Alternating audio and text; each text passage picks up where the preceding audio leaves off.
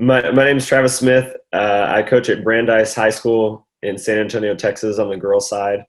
Today, I'm going to share a little bit about training your game model, because I know some of us have the privilege of going back here on Tuesday. I'm sadly not one of them, but hopefully, just to give you a few ideas. I always hear the quote that coaches are the greatest thieves, and so hopefully you can take as much as you want from this, or as little, but hopefully it gives you something to add to your repertoire. Sweet. So like I said, working on training your game model, and kind of what that means is practicing how you want to play. I have my contact information down here. Y'all, I will talk soccer all day long. I'm sure most of us will if you're on here on a Saturday morning after the week of school that we just had. But anyway, that's how you can reach out to me. So starting off, why is training so important? So to begin, I have some quotes from Doug Lemov. He's a managing director of a series of charter schools up in the Northeast. But I found out about him when I was doing my B license through U.S. Soccer. Doug does lots and lots of work with our national teams, men's and women's. And if you take any of the upper level coaching license courses, you'll see his name plastered on all sorts of slides. Anyway, so I started following him on Twitter. He has a couple of books and blogs that I've read. And so he has a new book coming out. So I guess I'll plug for him. Never met him, but there's a plug for Doug Lemov. So he posts these excerpts in his Field Notes blog, which is almost all about coaching. So Doug says, the first thing to consider is that it is very difficult to teach anything new during competition.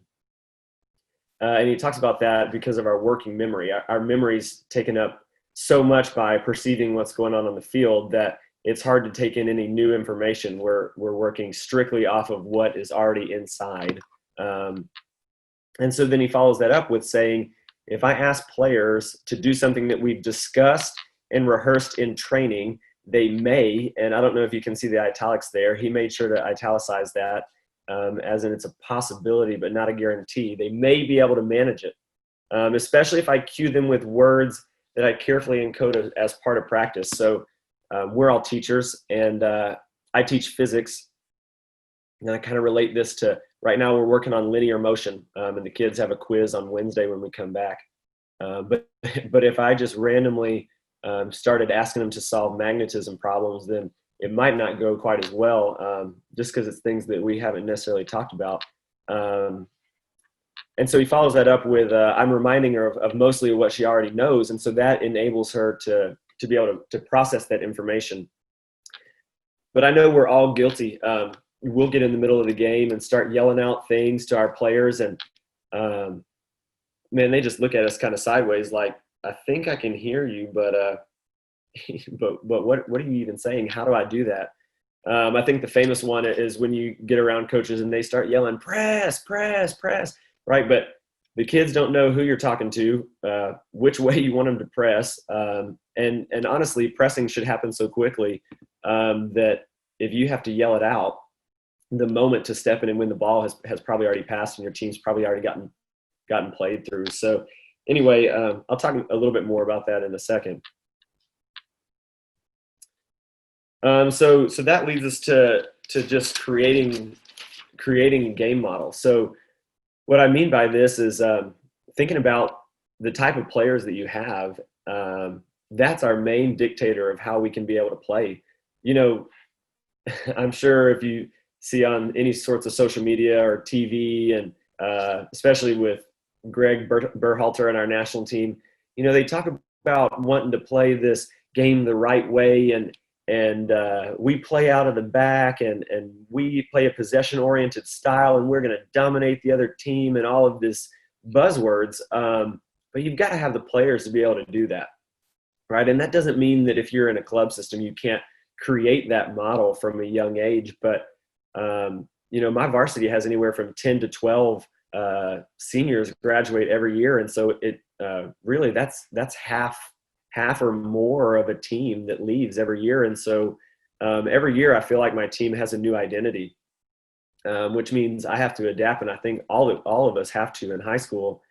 We can't just say, this is the way we're going to play if you don't have the players to do it. So I put a few questions in here for you to think about in helping create your own game model. What kind of players do you have? Some of us have the benefit of having, the whole roster plays club. I coached at East Central High School when I first started as a head coach, and I had 0 players that played in club. If I talked about the shape of a back four, the kids literally had no idea what I was talking about, which was interesting to say the least. But then you kind of look at, are you a physically superior team? Here in the San Antonio area, with that East Central team, we lined up against Churchill, who has a pretty impressive record in the state championships. And I laughed with my assistant coach because my tallest starter would have been their shortest starter.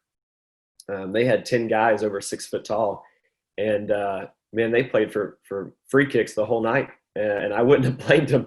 Or do you have some players that can really, really play? You might not want to be sending lots of long balls into the corners if you have players who can really play 1 and 2 touch consistently. And then also, our district has 4 stadiums. We play on a different type of field every game nearly. We play on some long, thick grass where through balls will really hold up, and you can put some balls in the corner. But we also play at a stadium. You'll see some film from it. And the turf is so old that if you try and play a through ball, it is going out for a goal kick or a throw in. I mean, there is just no chance of catching it. And those are all things you got to take into consideration. So here are just a few examples. I won't spend too long on this slide because I have these broken down for us. But are you going to try and play possession? Do you want to play in transition, a counter-attacking style?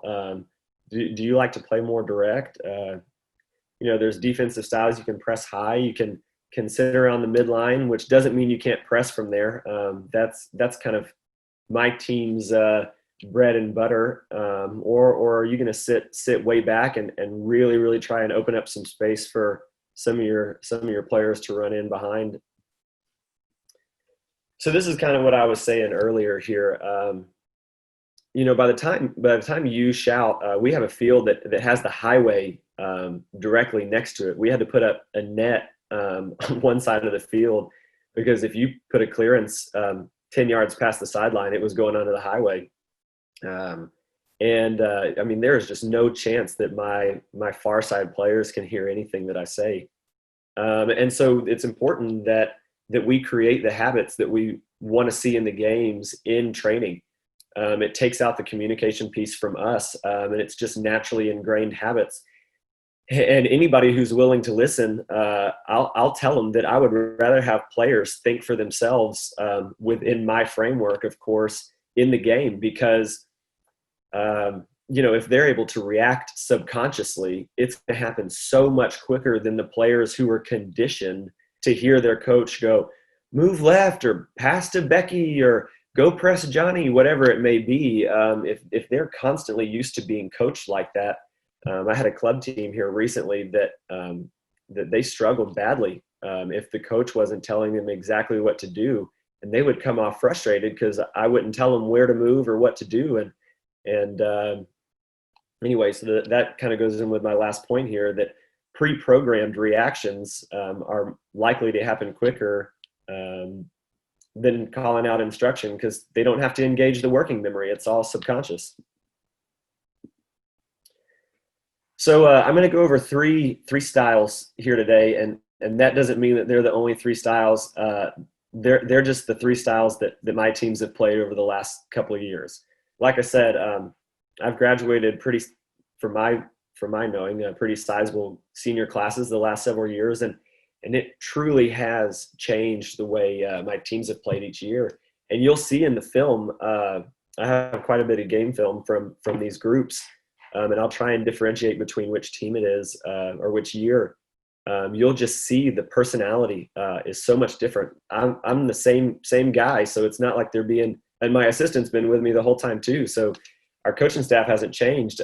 It's really just the kids, and it's on us, I believe, to meet them where they're at, and try and bring them along to where we want them to be. Anyway, so we'll start here with possession. If you want to play possession, you need players who are technically sound. They've got to, through your teaching or through their learning earlier, they've got to have a high level soccer IQ. We hear possession for possession's sake, and honestly, I have to admit to me stopping watching Barcelona play in like 2009, 10, and 11, because I know their game plan was to put the other team to sleep.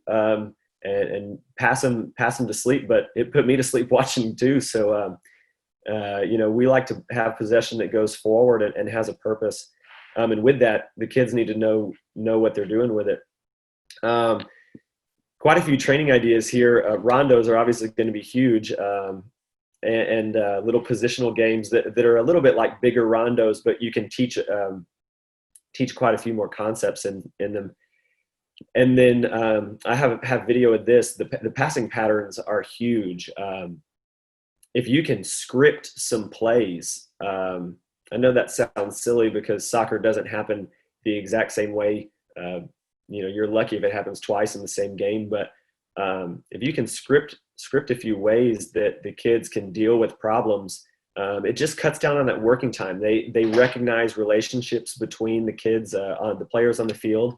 And they're like, oh, I've seen something like this in training. And my kids would laugh the first year when this was the first time that they had done something like this at Brandeis. And we'd be watching film from the game, and they'd go, Coach, look, hey, that was our passing pattern.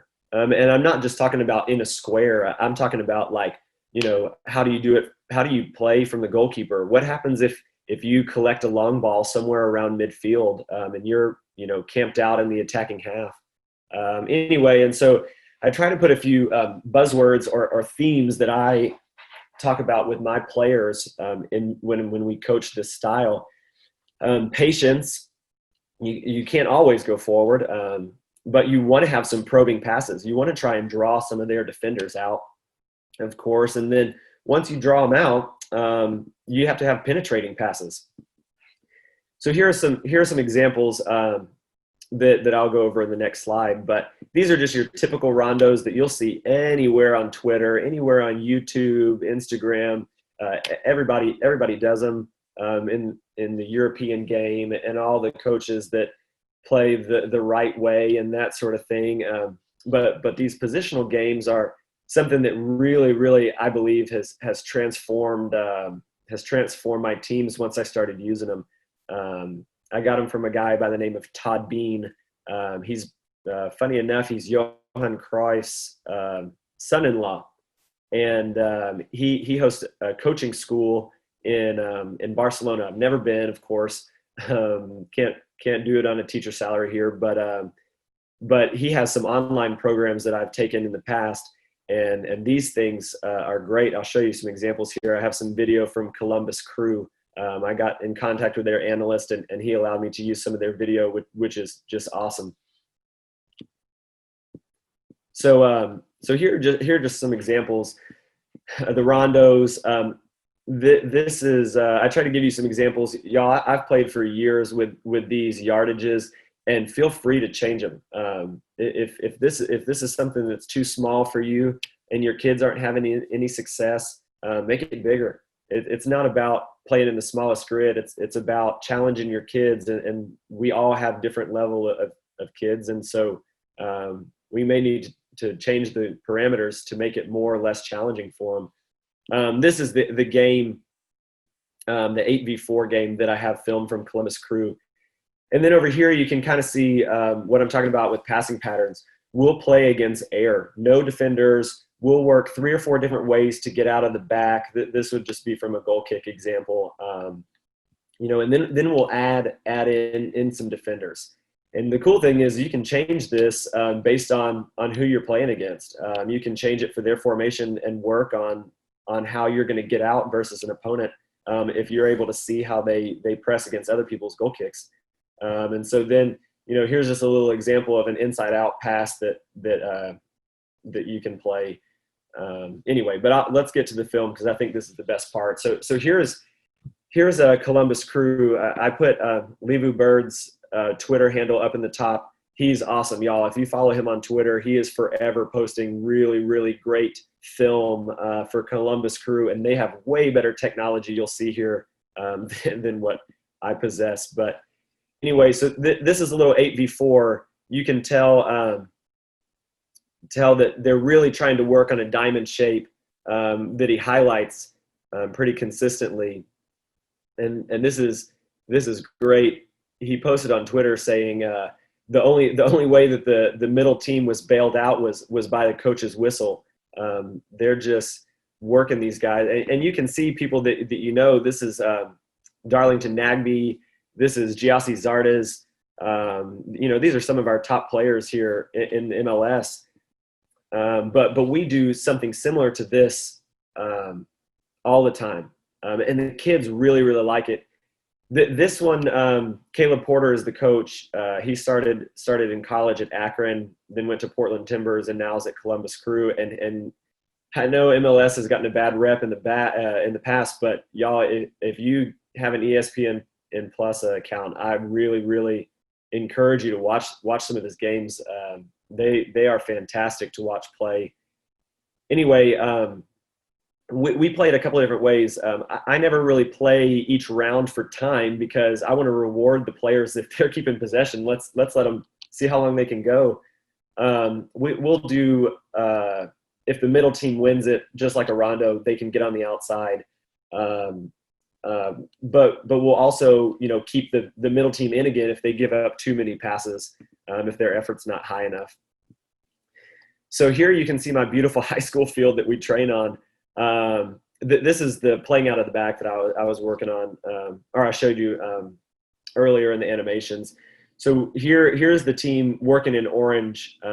Our football team got a drone, and they were nice enough to let me use it for 2 days to film a few practice things. And I just can't speak enough. The kids loved it. They thought it was so cool having a drone out at the field. And you can just see the relationship so much better than if something is flat, ground level.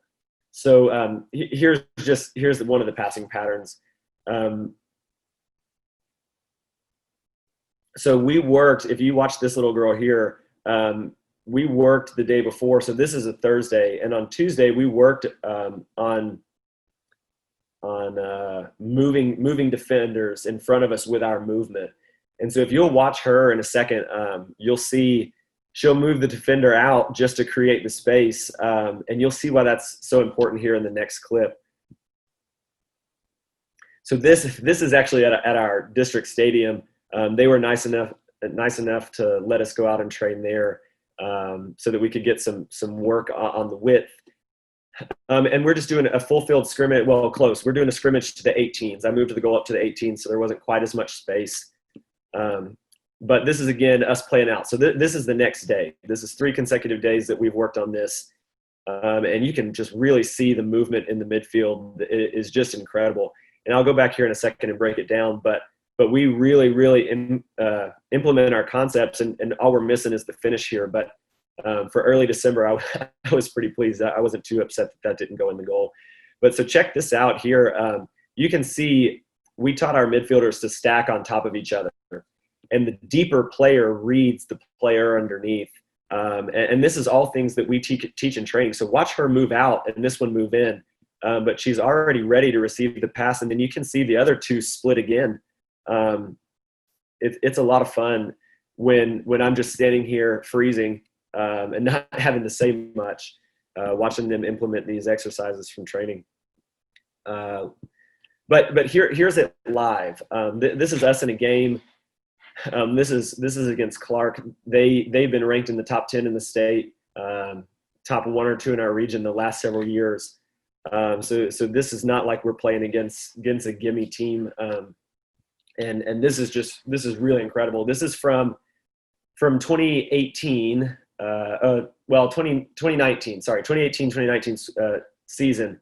And this team, we scored so many goals with like 15, 20 passes. This was just in their identity. They didn't want to run and gun. They really wanted to just pass the ball all the way into the net. And you'll see a couple of examples here, but you can just see we just continue to move the defenders around, and the amount of space that you can get somebody on the top of the 18 is pretty great. This is against Brennan here. Same team. This is 2019. And we just continue to work the ball around. And you can see in our three midfielders here, 1, 2, and 3, how much movement. This was actually our forward that will check into the midfield. But the girl who actually scores is a holding midfielder that's traded places with our center forward. And this is all through training. I mean, we just are able to walk the ball into the goal. But that's the possession-based side. This transition, playing in transition, is really, really my favorite. I'm a really high energy guy. As a player, I loved to just run. I don't know what it was, but that was my thing. And so I enjoy teams. The very first team I had at Brandeis, you'll get to see some clips from them. And the first team I had at Brandeis, they fit my mold as perfectly and as seamlessly as possible. A big thing for transition is you've got to have some really fast players. They've got to be able to cover their ground quickly. They've got to be able to do it with technique. The training is very similar to possession base. You just add a transition element, and I'll show that here in a second. But the themes here, you've got to have intensity. And so one of the big things is training that intensity. A lot of people say the transition exercises, but they drop off so quickly just because, man, it's hard to play like this. And if you don't give them enough rest, then they're training at a slower speed and they'll play that way. Quick play. I picked this up. If you guys don't follow Modern Soccer Coach on Twitter and social media, or have gone to his website, y'all, he has all sorts of incredible webinars, books. He's presented at Tasco a couple of times. I was lucky enough to meet him and just spend a little time talking with him there in Galveston. Anyway, he did a webinar with Jesse Marsch, who was with New York Red Bulls. Now he's with Red Bull Salzburg in the Austrian Premier League. And he talks about this quick play because they play in transition. I'll show you some clips on it and what it means. But and then supporting runs. If you take one thing from this slide that I don't have an animation on, this 7v7v7, make it, take it, y'all, my kids would rather do that than anything. We put 2 goals, double 18, 36 yards apart, 44 yards wide, and it's just what it sounds like. 2 teams with one waiting off, and whichever goal they score in, that team has to run down to that goal and then attack going the other way, and the other team has to figure out which side to defend. And the kids love it for whatever reason. But anyway, so here's some transition rondos that I use daily, really. This one is a staple. You start out with your 4v2 rondo. You can do it 4v1, 5v2, however, but you have a target player on the other side, and we usually do 4 passes. You got to get 4 passes in one box before you switch to the other side. And so you can see here, once you play it across, 3 of the people transition to the other side, and I don't like to let this middle player just stand and turn. I make them pick a new sideline. And that kind of works with the supporting angles. They're reading the people in front of them, and so they have to figure out which line to go to. Here's a little bit bigger one. This is a 6 against 4 with 2 waiting for the transition moment. So here the oranges are trying to take it from the blues. Once they win it, they play it across, and then we create a 6 versus 4 on the other side. Here's a bigger one. I really like to work on third man runs, and here's something that I picked up. This is actually from one of the Todd Bean coaching courses. You can see once you play it to one of the wide men, you have to play it to the target and then transition to the other box. And then flying changes. Everybody calls it something different. This is just what we call it. But it's constant 3-on-2. So once you're 3, shoot whoever the shooter is. We tell them to get off, and then 3 new blues attack the 2 oranges that are left on. So this, I wasn't able to get any film from our stuff. I wasn't able to keep the drone quite as long as I liked. But this is exactly an exercise that I was just detailing. This is from a guy that coaches at a junior college, Columbia State. Anyway, this is from his YouTube. But you can see just how quickly they're moving the ball and how hard these guys in the middle are working. It's just a total sprint. And honestly, y'all, if you go more than 2 minutes, maybe you can get to 3. They're dead. They are exhausted. And so I really go to a 2.5 minutes to 1 minute rest, and I won't just let them stand there. We usually do some juggling in between, some active rest, just to keep getting touches, so we're not wasting practice time. But anyway, so it works 2 ways. This transition game, really, you can play it on the counter.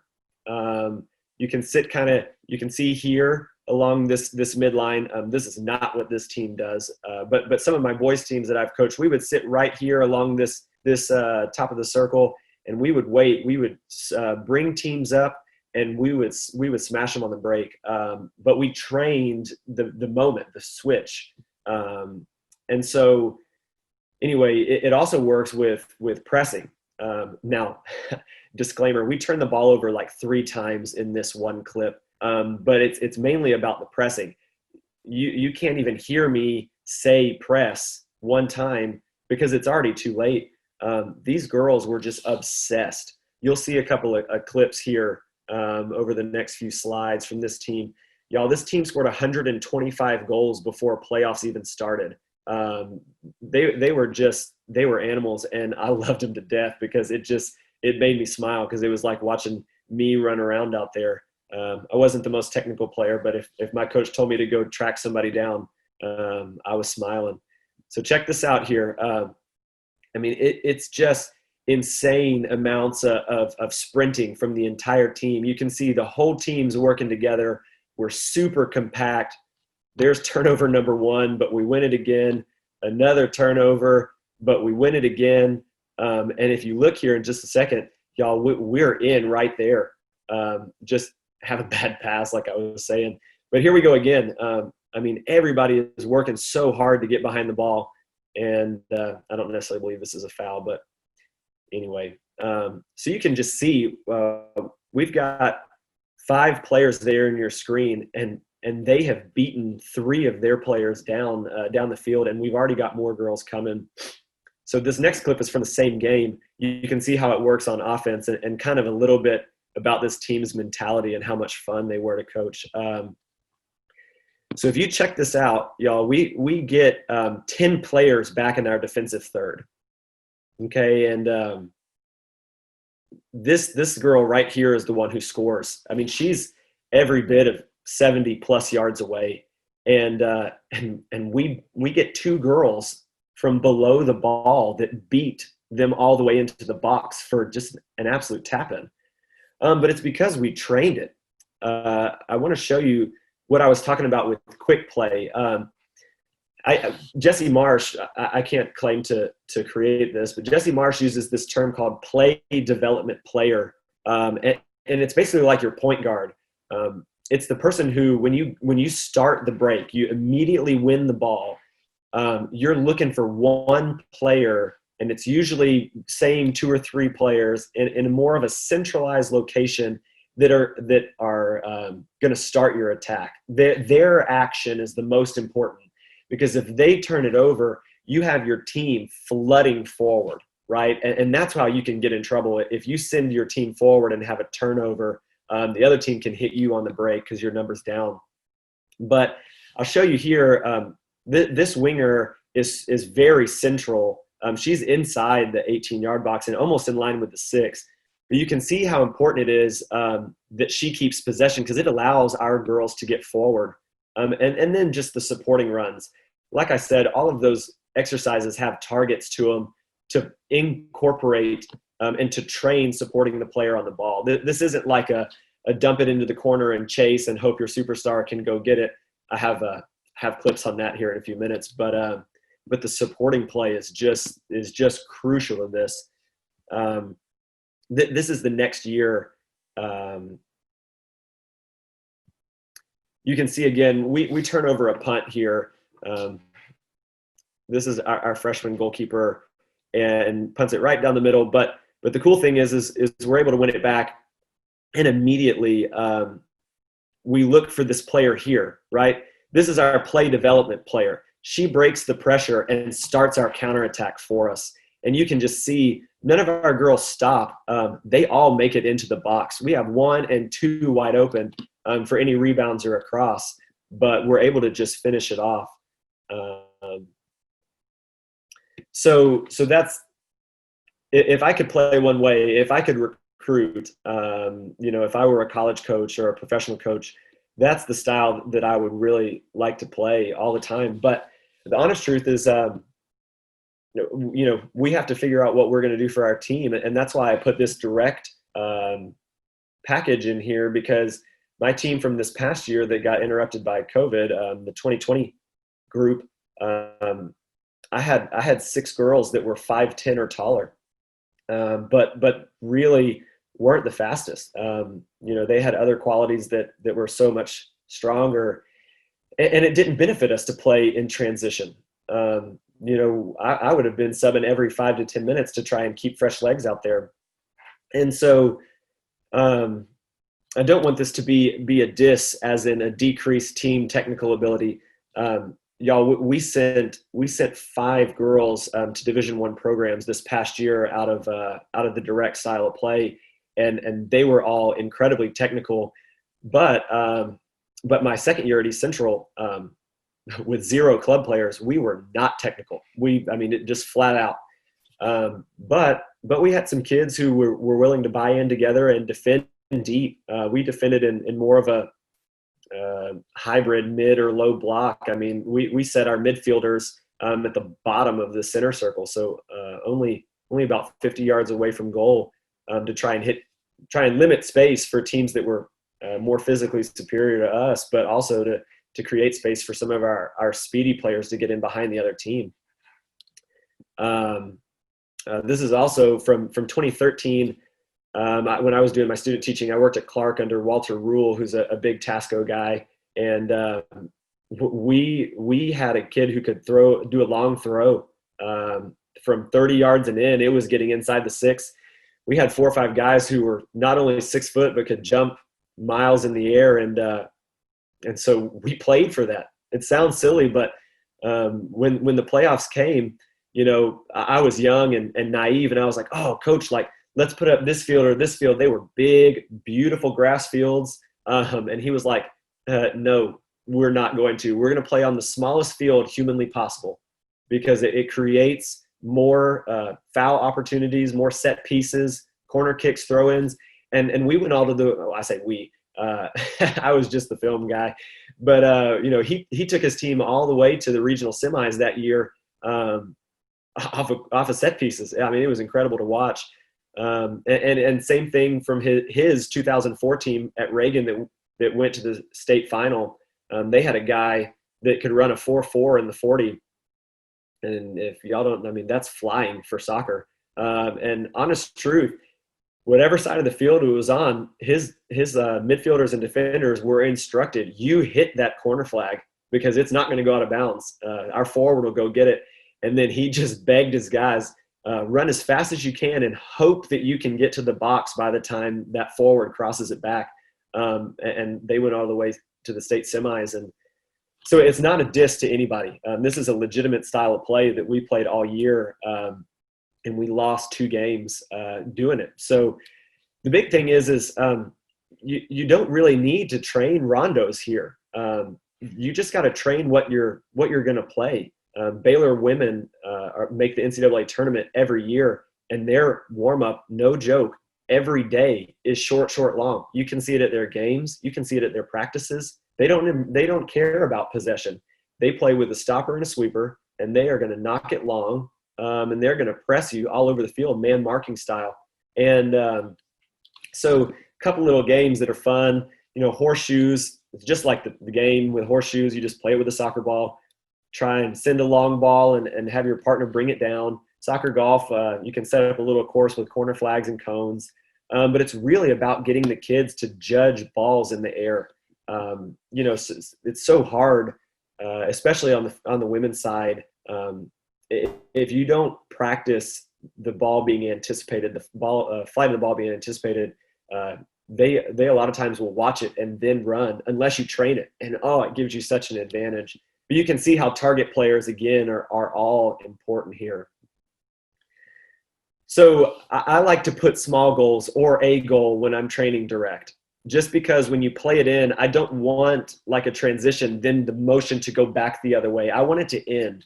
I want us to teach our kids that when we go forward, we're going forward for a purpose, and the ball needs to go out of bounds, whether it's a goal kick, foul, throw in. I laughed with my kids. We won the foul battle this year. That is for sure. If we played it long and we didn't win it quick, we fouled.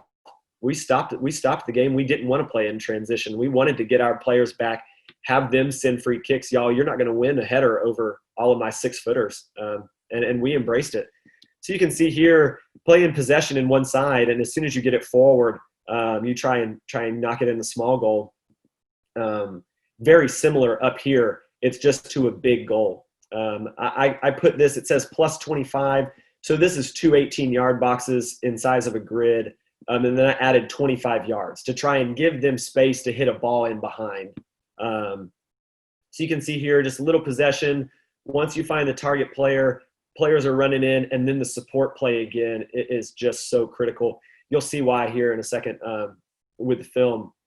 But this is the exact same game. It just this is more game realistic where both teams are looking for targets, and the game can play both ways. So if there were a turnover or the keeper saved it, I would ask my back four to drop in immediately, create space, and then let's get going the other way and try and find this target. Anyway, so here's some film.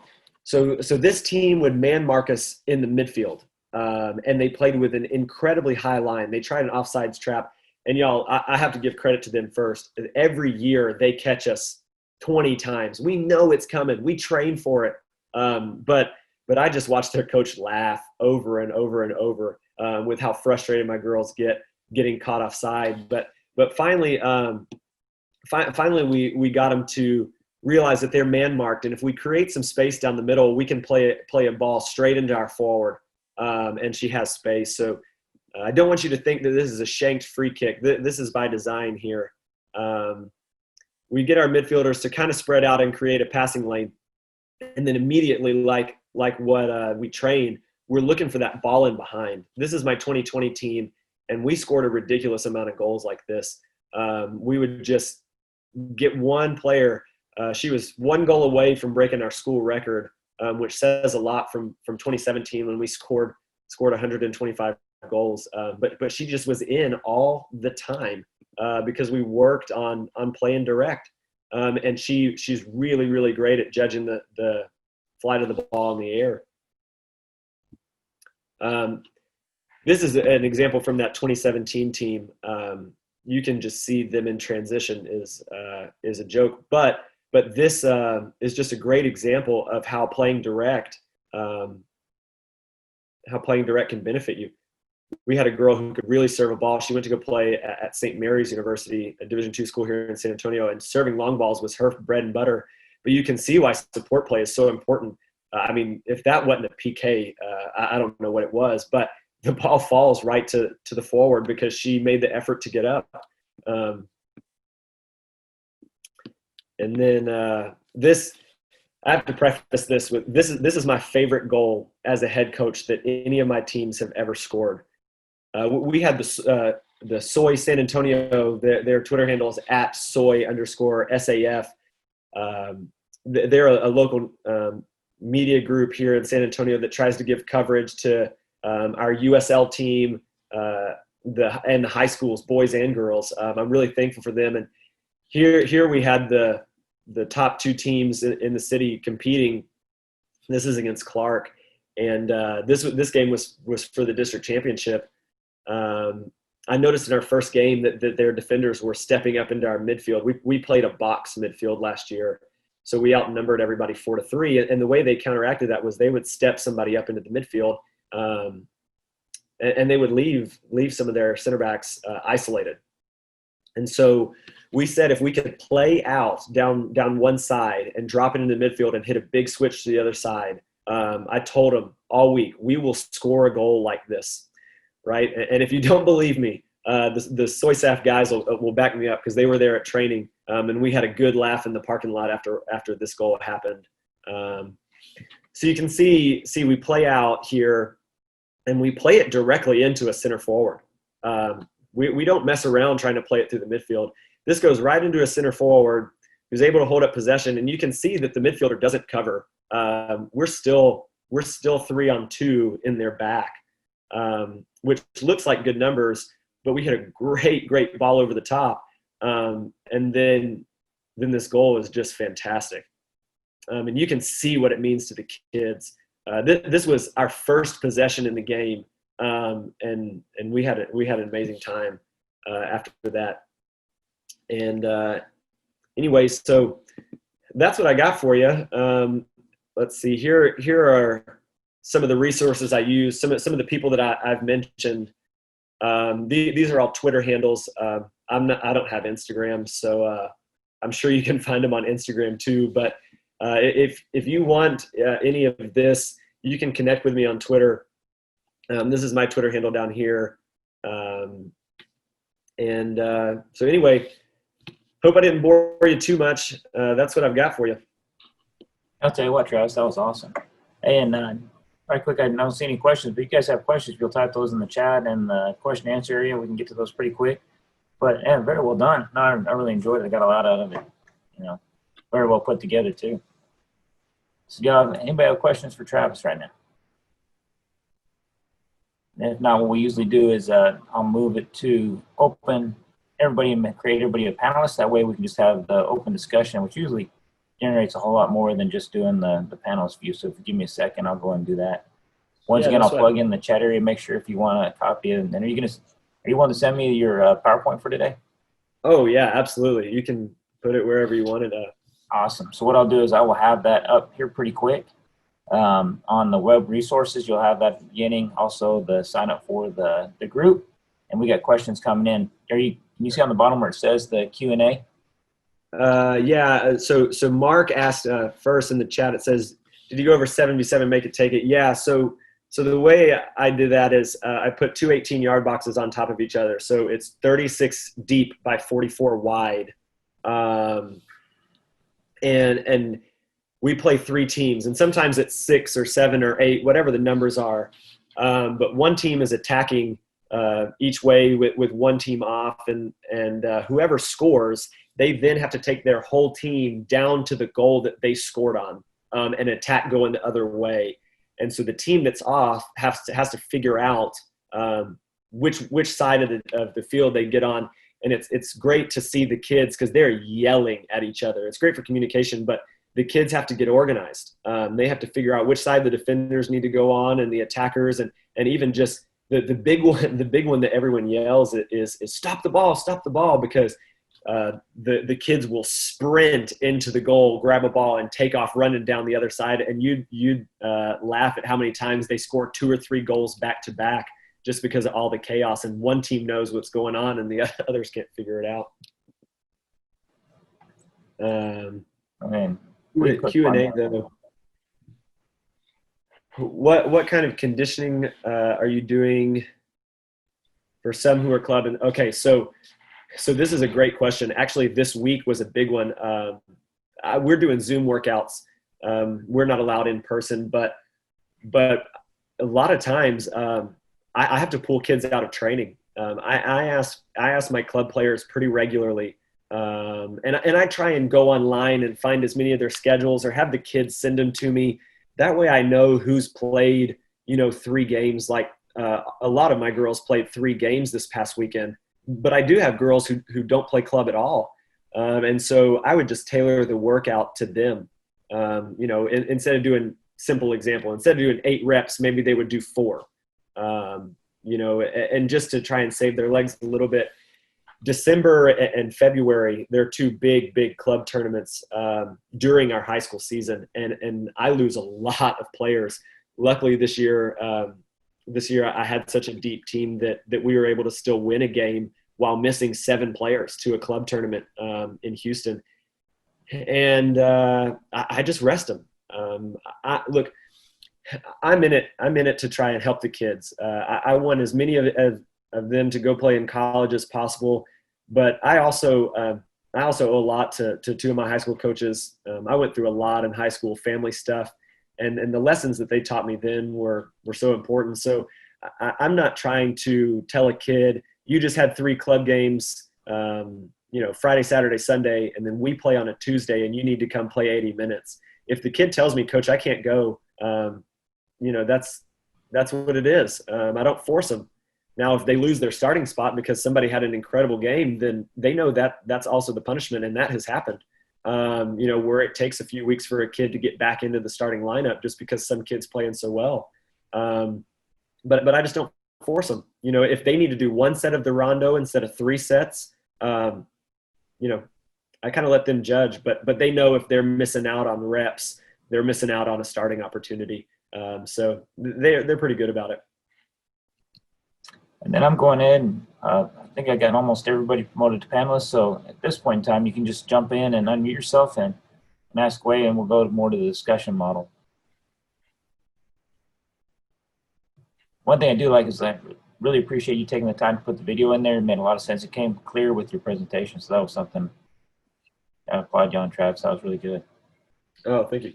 I was a little nervous. I was nervous if it was going to be too choppy, but I'm glad. Oh, no, it actually turned out really good. I mean, it was legit. Yeah, the video was really helpful. I appreciate it. Thank you. Oh, yeah, no problem. And now we've got everybody in as a panelist, so it's free time. So just ask away as you go through. I'll go ahead and, I was looking at the sessions. How often are you doing? So what would be like a weekly build-up within this? So it in preseason, what normally, I know we got pushed back here, but would normally be a December, we'll work on a topic throughout the whole week, and we'll stay small Monday, Tuesday. The example I used was the midfield movement. That was a whole week thing.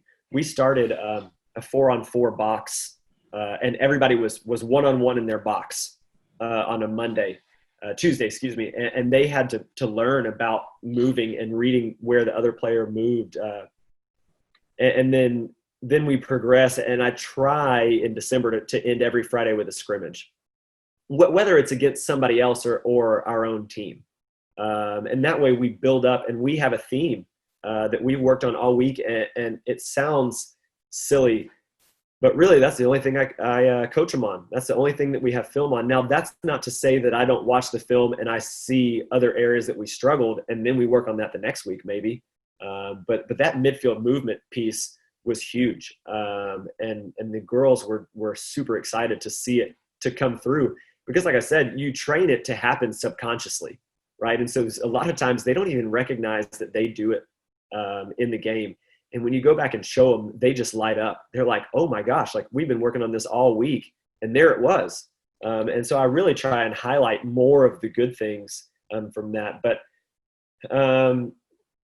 we always start with a rondo, but maybe Monday it's 4 against 1, whereas Friday it's 8 against 2. And then a transition game, maybe the big numbers piece is a 4-on-2, whereas Thursday or Friday leading into the scrimmage, it's 9-on-7 or 10-on-8 or something, where it's, full, we're trying to apply the full team concepts, and then we'll do our 3-on-2 shooting Monday and do our 7v7 Thursday. So I really try and build up as the week goes on. Now during season, everybody plays twice a week.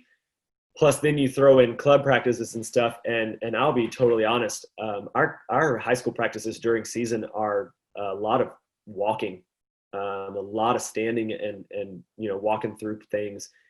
We'll always have a possession exercise.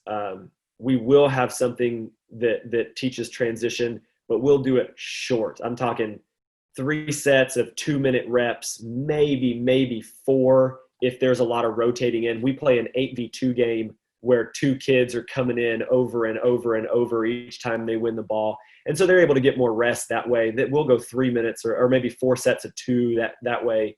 But then it's passing patterns, full field. I'm a big believer in scripting how your team's going to play and scripting the movements. That way the kids have 2 or 3 very, very clear-cut examples of what I'm expecting. And that way we can shift between them during the games. If one's not working, I'll say, hey, go to number 2, try number 2, right? We had one where we dropped a holding midfielder in between our center back and our outside back to try and draw a midfielder out. And then it was on the center back to read, do I play into the attacking mid or do I play around the back? The midfielder stayed more central and we played around. And the first way we did it was not working at all. We turned it over 4 or 5 times in a row. And so we switched and we had great success, but because we trained it, the kids knew exactly where to go. And then once they get into attacking third, I mean, who knows how it's going to get into the box, but we try and have our principles and we just do some shooting, work on set pieces. That way we're always sharp on that.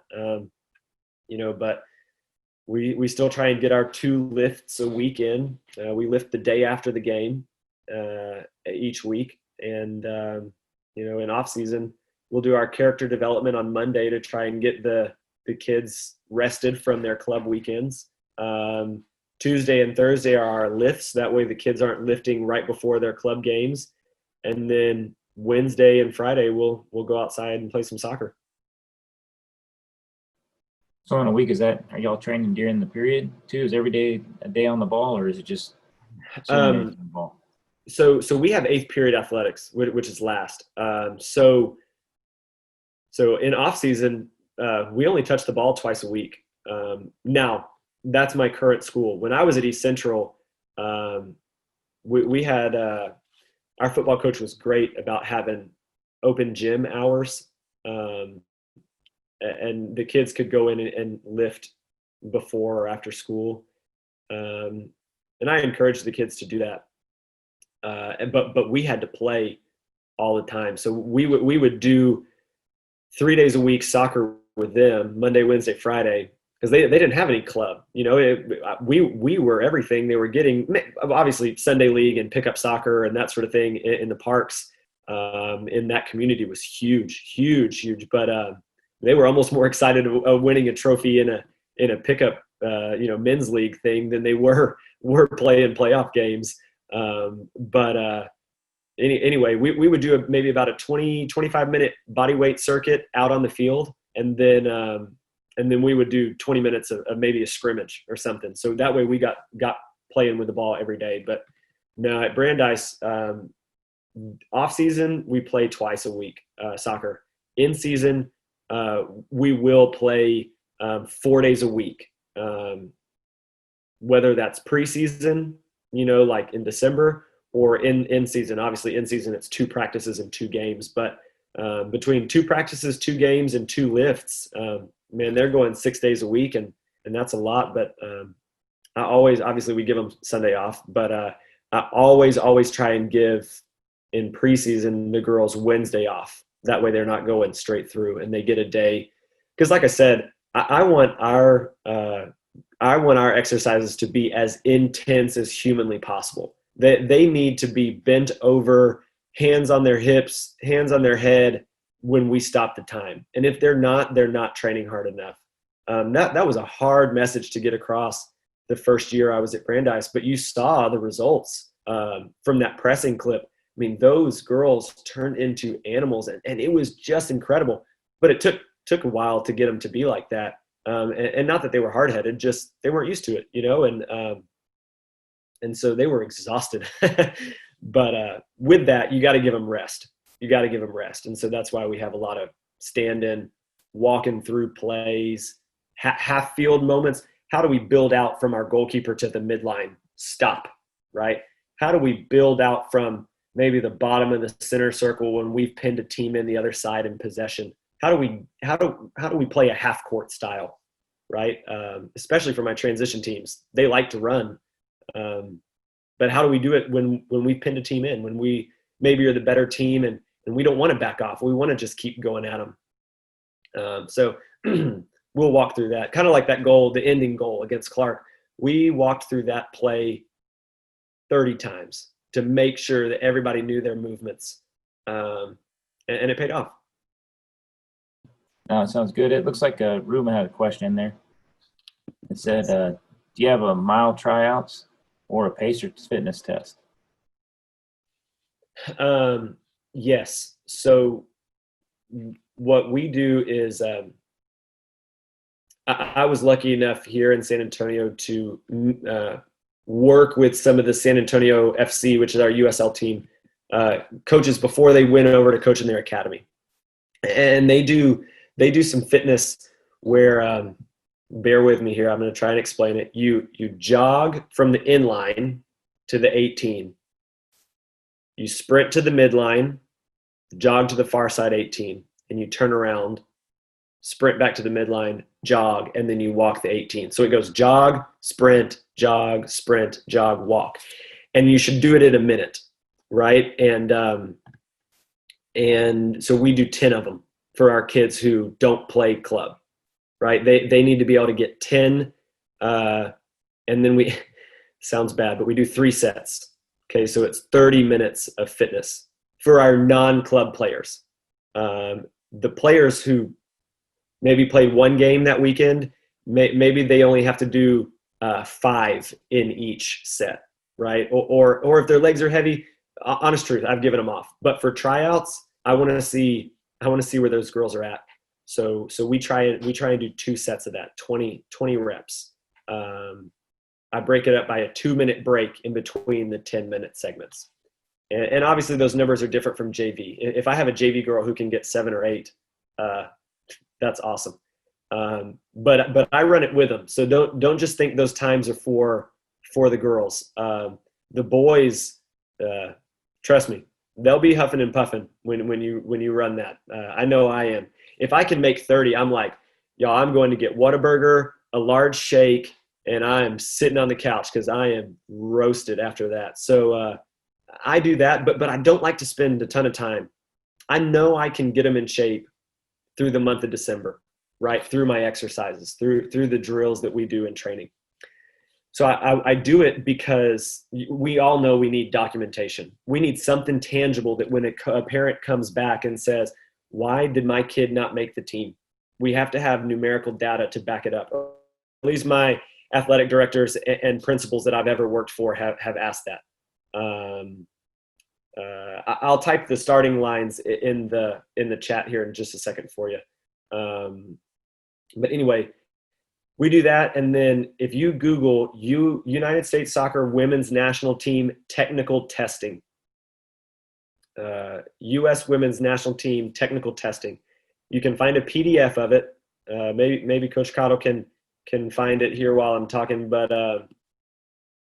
it's like a 10 series technical test, and you get points: juggling, passing, shooting, long balls, speed dribbling, and that is incredible. We did a points competition with both my JV and varsity this past year, so everybody could see where they stood. We had 40 sign up for the JV, and I learned from Coach Bledsoe. He said he doesn't like to keep a kid on JV that isn't going to play in the game day, make the game day roster and play in the game.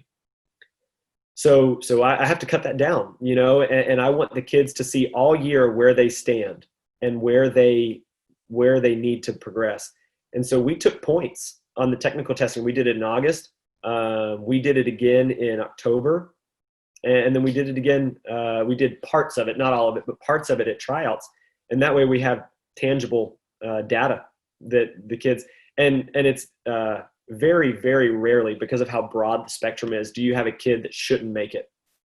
And then the last thing is for tryouts is we just play 5 aside, 7 aside, whatever it may be. I want them to get more touches. I don't really do 11v11 just because, the kids don't touch the ball as much. And that's the last piece. And so if maybe a kid, let's say I'm going to keep 20, and a kid that really, really shines well in 7-on-7 doesn't quite make the technical part of things, then that's what I use to bump them up. That's the last column, and I reserve those points for me. I can give as many or as little points for 7 aside as I want. And that's my way to make sure that the right players have shown what they're capable of through technical testing. And then we had a kid, she's going to play at a D2 school. She's going to be a sophomore this year. And she was our open 100-meter runner. She was on our 4x1. She went to the regional meet in the open 1 and open 2. I mean, this girl was a lightning bolt. She was actually who started the transition clip. I said, look at the winger, she's inside, and you can just watch her glide past everyone. And she was a little bit on the outside looking in, but y'all, there's no way I was going to leave her out. I mean, you just can't. And so anyway, from her sophomore year through her senior year, she made incredible strides and is going to play in college. Yeah, and can you check that link and make sure it's what you're talking about, Travis? Yeah, let me. Yeah, this is exactly it. This is exactly it. And I don't want to pretend that we follow every rule exactly how it is. The juggling one, some of the JV kids can juggle 1 or 2 times, right? And the thing in there asks you to juggle with no spin. Well, I've got one girl that's going to go play somewhere probably pretty big, and she can do it. And I had a girl play at North Texas, and she can do it. But the bottom half of, maybe even the bottom 2/3 of my varsity roster couldn't do that more than a few times. And so I make concessions and, hey, just juggle, but it can be feet only. No, I have girls that can juggle 3 million times on their thighs, but we don't play with our thighs quite as often as we do with our feet. So, just change it. And maybe the shooting might be a little bit too far. Maybe 22 yards is too far for the JV girls. We'll move it up to 18 or 17 or something like that. So anyway. Got it. And I've also got that posted on the webinar resource page as well. So those that are watching outside or can't see the panel in the future, they'll get it, because we put all these up on YouTube as well. Oh, awesome. On the shared, Fred, can you unmute yourself? I'm not sure you understand your question. I'm sorry. Oh, yeah. Is that what you're asking, if I put it on the webinar resource page? Okay. Yeah, I did. It's up there. Okay, cool. Thank you. No, we're set. Now, does anybody else have questions? It looks like we went 10-11, which is good. So it's always a good sign when we're over time. Oh, wait. Here we go. Sorry, I responded. I can't remember who. Oh, Warren, can you put? I just responded to you on accident. Oh yeah, no, for sure. I was putting the running. I was trying to put the running. Oh, there we go. I think y'all can see that now, right? I tried to put the running down in the chat box. That way you can see it. Got it. No, for sure, it's up there as well. No, it was really good. Hey, Travis, I want to say thank you so much for taking your time out of the day, and for those of y'all that are with us today enjoying the presentation. I said it was very good. I appreciate your time that you took to put it together. It was an excellent job. I feel like I learned a lot out of it today, so I've got a lot of nuggets out of it I'll apply as well. So, I think hats off to you and to the job you're doing at Brandeis. Just to give you a couple of follow-up things again in the chat area, you've got the webinar resource page that you can link in. The contact list, if you want to be a part of the weekly invite, please go and take the time to fill out the weekly invite or on the contact, and we'll share that contact out to you.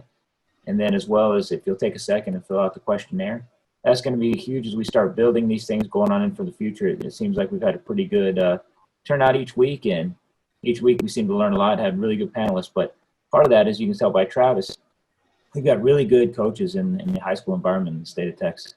You know, so if you guys know somebody that stands out, or if you feel comfortable trying to come in one day and would like to present, we'd be more than happy to have you in.